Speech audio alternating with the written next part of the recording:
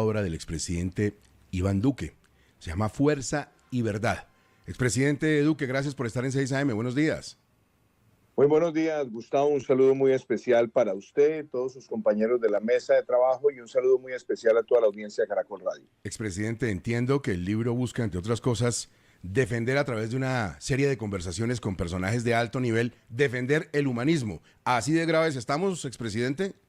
Pues yo creo que hay un ejercicio muy interesante, Gustavo, y es que producto de mi estadía en la Universidad de Oxford, tuve la ocasión de hablar con profesores que son líderes en múltiples áreas del conocimiento, y la reflexión es cómo podemos fortalecer el humanismo en un mundo donde vemos cada vez más odio, más división, más polarización, más populismo, y al mismo tiempo donde hay muchos que quieren llevar a la sociedad a una supremacía de la tecnología sobre la mente humana.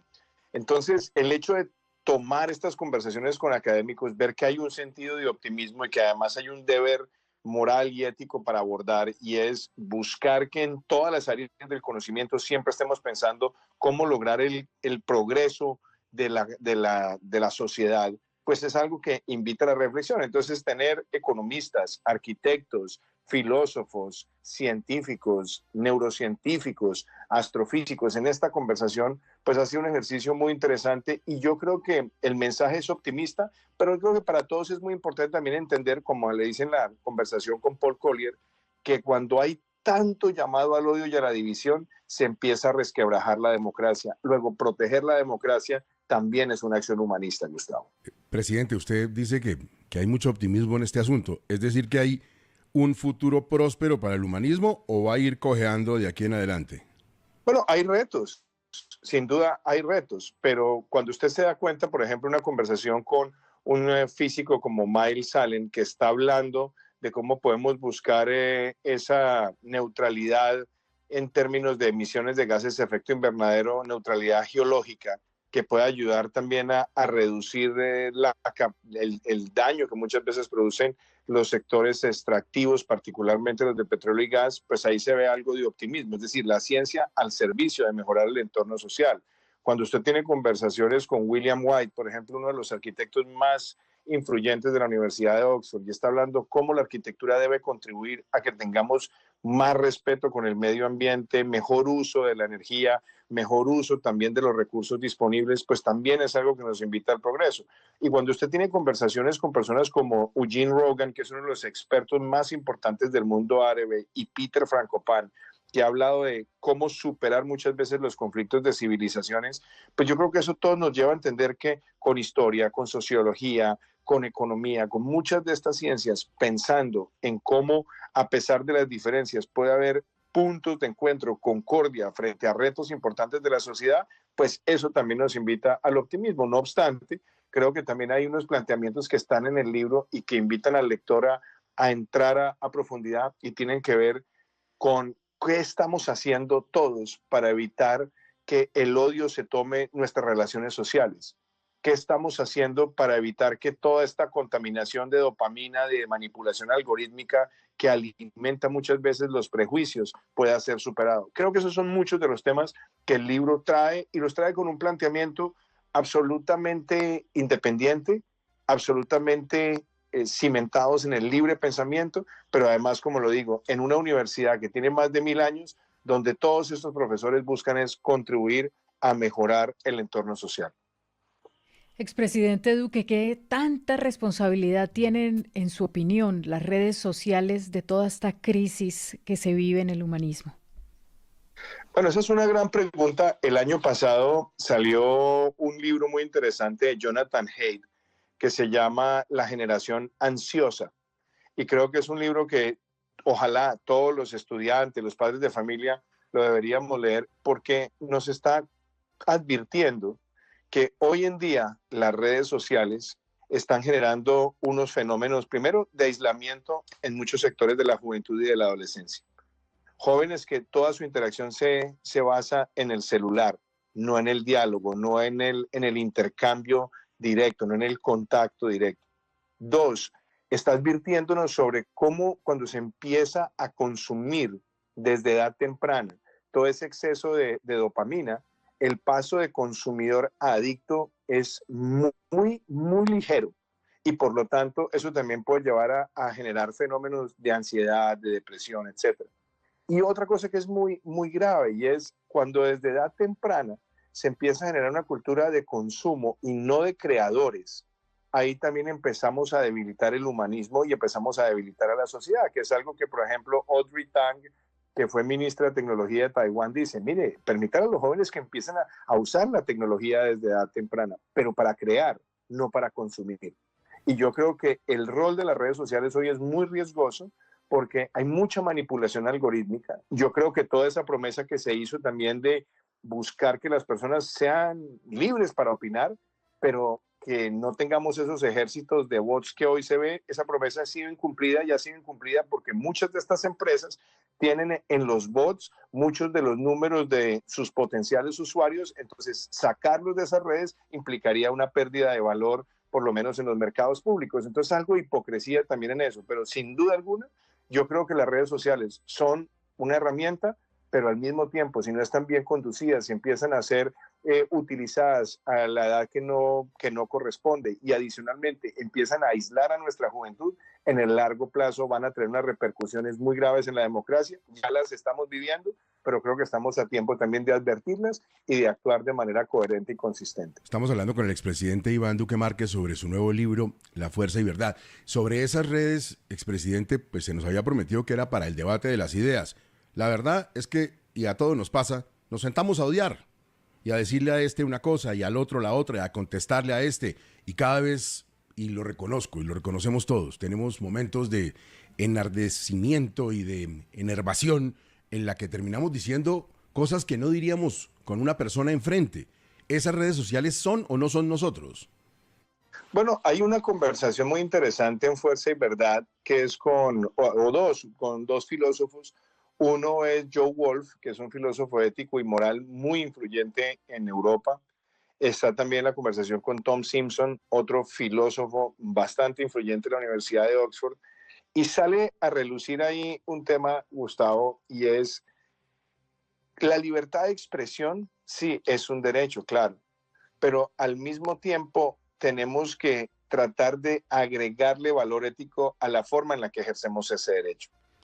Y de ahí hay una conversación donde se habla de los valores estoicos, y usted recordará esa máxima de Marco Aurelio que decía, si no es cierto, no lo digas, si no es correcto, no lo hagas. Es donde está también el límite que nosotros mismos debemos fijar en nuestro comportamiento, porque hoy, bajo esa idea de que las redes sociales mueven de manera exponencial la información y también la desinformación, la idea de que la percepción es más importante que la verdad está haciendo mucho daño y eso está llevando a que muchas veces esa manipulación algorítmica para generar grandes tendencias esté sacrificando muchas veces la verdad. Y en el entorno del humanismo llevado al plano de la democracia es aún más grave porque la democracia se basa en la libertad de elegir, pero cuando tenemos más personas eligiendo con desinformación, la democracia se resquebraja y por ende también muchos factores que deben generar concordia a partir del humanismo. Y algo que también el libro lo muestra en la conversación con Chris Patten, que fue canciller de la Universidad de Oxford, que fue además el último gobernador británico en Hong Kong y jefe de la política exterior europea. Él mismo dice, el gran riesgo que tenemos hoy es que la demagogia esté destruyendo el sentido humanístico de la política y lo está destruyendo porque hoy hay muchas personas que prefieren la actividad en las redes sociales, lo que de alguna manera llama Twittercracia o ahora Xcracia, y que lleva a que sea más importante el like y la tendencia a la defensa argumentada de lo que le conviene a la sociedad. Expresidente, ha mencionado usted al menos 3 veces en esta charla los riesgos de la democracia. ¿Qué le pasa a la democracia en Colombia? ¿Qué riesgo ve usted que enfrenta nuestra democracia aquí? Yo veo muchos, Gustavo. A ver, partamos de la base que es muy triste ver que el púlpito presidencial, el poder presidencial, que por cuenta de nuestra Constitución debe ser un símbolo de unidad nacional, se ha convertido en un símbolo de la división nacional. Ver uno a un jefe de Estado pararse al frente de la Alpujarra en Medellín, rodeado de los jefes de los combos, de personas que han cometido toda suerte de crímenes, que están tras las rejas sencilla y llanamente por la actividad criminal que han cometido en detrimento de la sociedad, llevarlos, exhibirlos como prohombres y fuera de eso utilizarlos para intimidar a quienes piensan distinto, es un riesgo para la democracia. Que se trate de insistir en este momento en una asamblea constituyente popular que no está contemplada ni siquiera en la Constitución, obviándose todos los pasos institucionales, es algo que también busca resquebrajar la democracia. Que se trate de plantear una consulta de manera irresponsable, a pesar de que el Senado la haya rechazado, pues es otro golpe a la institucionalidad. Entonces, esos son riesgos que tiene la democracia. El riesgo de que un presidente en ejercicio esté diciendo que va a liderar la causa para que su partido se mantenga en el poder y que adicionalmente controle las instituciones es un ataque y un agravio a la democracia. Pero también es cierto, hemos visto en los últimos días y semanas cómo también la institucionalidad colombiana ha respondido a través de las Cortes, a través del Congreso. Eso no quiere decir que los riesgos no estén ahí, los riesgos están, pero yo creo que también las instituciones están demostrando que no vamos a dejar que nadie ejerza la presidencia con ínfulas de emperador o de principito. Expresidente, anoche el señor ministro de Justicia en un video básicamente anunció la muerte de la Constitución. El hecho de que a partir de marzo los colombianos podrían comenzar a trabajar en ese cambio constitucional no dio mayores detalles legales, dijo que se haría de manera tal que no hubiera un salto al vacío, pero básicamente lo que planteó es que ya no sirve la Constitución del 91, ¿ya no sirve? Pues eso es tan absurdo y tan amenazante que sería muy bueno también que todos los colombianos nos pronunciemos de manera categórica, Gustavo. A ver, la Constitución de Colombia contempla muchos mecanismos de reforma, empezando por el más elemental y el que ha sido más usado, que ha sido los actos legislativos. Es decir, la Constitución se puede reformar en el Congreso, surtiendo todos los debates, enriquecida con las opiniones de todos los partidos políticos de la sociedad entera y después sujeta también a revisión de la Corte Constitucional. Así se han hecho más de 30 reformas en el país desde que está vigente la Constitución del 91. ¿Y eso para qué? ¿Y por qué se contempla ese mecanismo? Para que las constituciones, como intérpretes de las fuerzas de la historia, que conciben a la sociedad como una entidad en mejoramiento y avance, permitan que se actualice el ordenamiento constitucional a las dinámicas de la sociedad.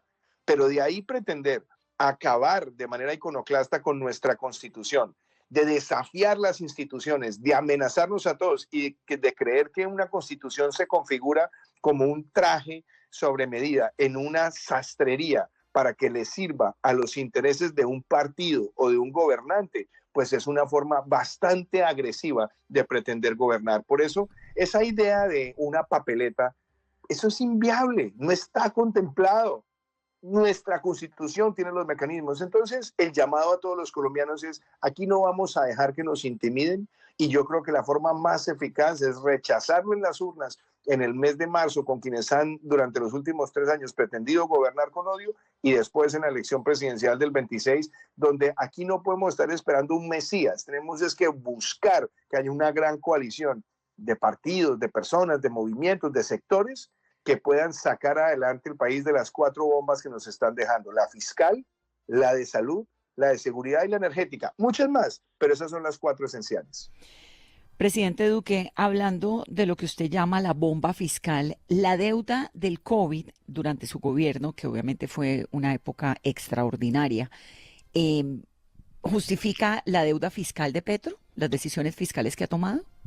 Pues esa es una gran pregunta, Vanessa, y me alegra que usted me la haga porque me permite también volver a los hechos y a la evidencia. Usted recordará que en el año 2019 nosotros cerramos con el menor déficit fiscal desde que existía la regla fiscal y tuvimos un superávit fiscal primario. Vino una tragedia como el COVID-19 que nos obligó a endeudarnos y a ampliar el déficit fiscal. Y lo enfrentamos de manera coherente y consistente como lo hicieron todos los países del mundo. ¿Y después qué vino? Después teníamos que empezar el ajuste. Y usted recordará que sabiendo que era un momento de grandes retos y sobre todo de impopularidad, presentar una reforma fiscal, lo hicimos porque era lo correcto, y tuvimos que retirarla porque los que hoy gobiernan incendiaron al país y la volvimos a presentar y la sacamos adelante y empezamos una senda de reducción del déficit que se mantuvo durante el año 22 y el año 23. Y el año pasado empezó un ciclo de irresponsabilidad que nos lleva a que este año tengamos el mayor déficit fiscal en un año que no es de pandemia. Es decir, este déficit del 2025 va a ser casi tan grande como el que tuvimos que enfrentar en el año 2020 para hacerle peso, contrapeso al COVID-19. Eso es una irresponsabilidad. Y fuera de eso, están trayendo recaudo del 2026 al 2025, luego el hueco del año entrante va a ser aún mayor. Se han pasado por la faja la regla fiscal, perdimos la línea de crédito contingente del Fondo Monetario por falta de credibilidad y vamos a tener vencimientos de deuda de más de 125 billones de pesos en los próximos 3 años. Entonces, tratar de echarle la culpa al gobierno nuestro enfrentando una pandemia es no solamente torpe, sino además es carente de evidencia, pero además todo lo que estamos viviendo hoy de esta bomba fiscal es producto de la irresponsabilidad y el manejo desatinado de las finanzas públicas del actual gobierno. Expresidente, quisiera preguntarle también por un tema de actualidad. La Fiscalía ha pedido la condena del expresidente Álvaro Uribe. Estaban ya en la etapa final de ese juicio. ¿Cómo ve usted esa posibilidad? Sobre todo porque en el Centro Democrático incluso hay malquerencias hacia usted porque señalan que pues, durante su gobierno fue que el presidente quedó preso y bueno, sucedió todo lo que sucedió con su proceso judicial. Bueno, me parece también muy pertinente su pregunta porque también me permite decir varias cosas. Primero, vayamos hacia atrás y empecemos con la siguiente pregunta. ¿Cuándo se activó un llamado a indagatoria contra el expresidente Uribe? Antes de que yo me posesionara. Segundo, yo tuve en el gobierno la responsabilidad de trabajar no con uno, sino con 3 fiscales. Con el doctor Néstor Humberto Martínez, con el doctor Fabio Espite y con el doctor Francisco Barbosa. A los 3 se le dio siempre la libertad de ejercer su función sin ningún tipo de interferencia desde la presidencia. Y durante mi gobierno, en varias ocasiones, sobre todo cuando ese proceso pasó a la Fiscalía presentó de manera consistente varias solicitudes de preclusión de ese proceso. ¿Por qué? Por la falta de pruebas, por las inconsistencias, etcétera, etcétera. Y es justamente cuando empieza este gobierno que se reactiva además una especie de actitud de ir minando la credibilidad de quienes habían solicitado esas preclusiones. Y si usted se da cuenta, es en el último año cuando cambia esa solicitud de preclusión y ahora entramos en un terreno donde lo que se busca es una acusación. Eso es importante ponerlo en el contexto histórico, pero además me permite decirle, ese es un proceso que ha estado lleno de carencias probatorias, de infamias y sobre todo de inconsistencias.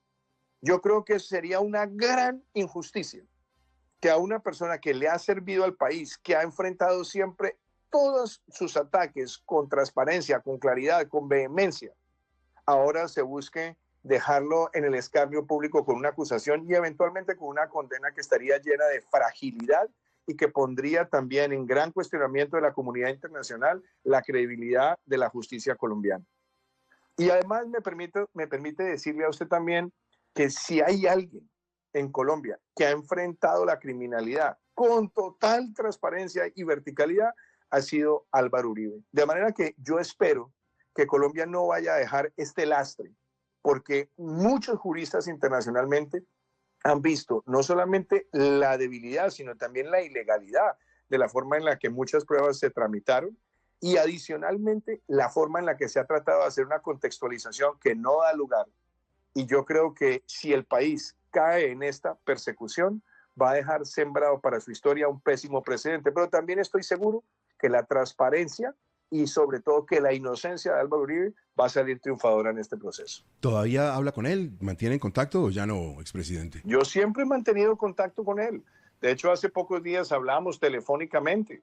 Hablamos después del atentado de Miguel Uribe telefónicamente. Yo estaba por fuera del país. Nos hemos cruzado siempre mensajes. Por él no tengo sino respeto y sobre todo gratitud, pero aparte de eso, admiración, porque ha sido una persona que ha entregado su vida al servicio a Colombia, Gustavo. Expresidente, ahora que se dedica a la filantropía, que es emprendedor, que es académico, ¿qué extraña de la presidencia de la República? Servir en el plano de las políticas públicas, porque yo creo que lo que uno más que hablar de extrañar, es lo que uno más valora de ese ejercicio. Hay temas, y usted lo vivió muy de cerca conmigo, Gustavo, porque hablábamos con mucha frecuencia. Usted estuvo conmigo en La Guajira cuando inauguramos el parque eólico más grande del país. Y usted recordará que Colombia no tenía parques eólicos de esa dimensión. Entonces, haber podido liderar una política pública y ver la realidad son cosas que le dan a uno mucha satisfacción.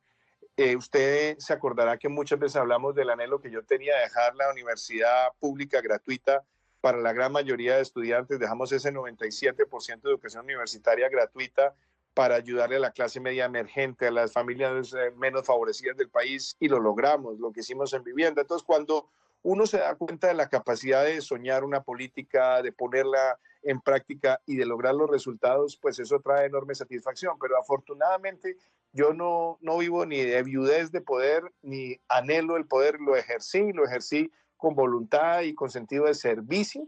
Y hoy en día también desde los otros frentes en los que estamos involucrados, pues también me interesa seguir contribuyendo al país. Una de las cosas más bonitas, lo que estamos haciendo con la Fundación Innovación para el Desarrollo, donde estamos formando jóvenes de la Colombia más profunda para que puedan impactar desde el emprendimiento social, desde el emprendimiento empresarial, desde el emprendimiento cultural y político, a mejorar su entorno. Entonces hay muchas formas en las que uno puede seguir contribuyendo y colaborando, y eso es lo que me mantiene vivo, lleno de energía y con sentido de responsabilidad con Colombia. ¿Y sus pelados, sus hijos que son tan jóvenes, están felices de que no sea presidente? Usted sabe que el gran sacrificado muchas veces del ejercicio de lo público es la familia, Gustavo. Pero yo creo que hemos recuperado también mucho de ese tiempo con María Juliana, con ellos, y los tres están con distintas formas de llevar su proyecto de vida para también contribuirle al país, para contribuirle a la sociedad. Entonces creo que ahí se ha hecho una tarea también muy satisfactoria, y los tres se han involucrado también en la fundación, se han involucrado en trabajar con jóvenes en el territorio. Entonces creo que eso también como familia se ha convertido en un proyecto que queremos llevar a cabo, verlo crecer y sobre todo verlo expandirse no solamente en Colombia, sino también en América Latina. Fuerza y Verdad, el nuevo libro del expresidente Iván Duque, a partir del viernes en todas las librerías. Expresidente, muchas gracias por su tiempo para 6 AM. Buena suerte. Gustavo, un gran saludo para usted, para toda su mesa de trabajo, y de nuevo un saludo muy afectuoso a toda la audiencia de Caracol Radio. Este libro, Fuerza y Verdad, es un libro para reflexionar y sobre todo para disfrutarlo. Se puede leer en cualquier capítulo, hay conversaciones en distintas áreas del conocimiento, y como yo le he dicho a mis amigos, léanselo despacio, disfruten cada entrevista y después la comentamos. Les mando un abrazo. Gracias, expresidente. Fuerza y Verdad del expresidente Iván Duque.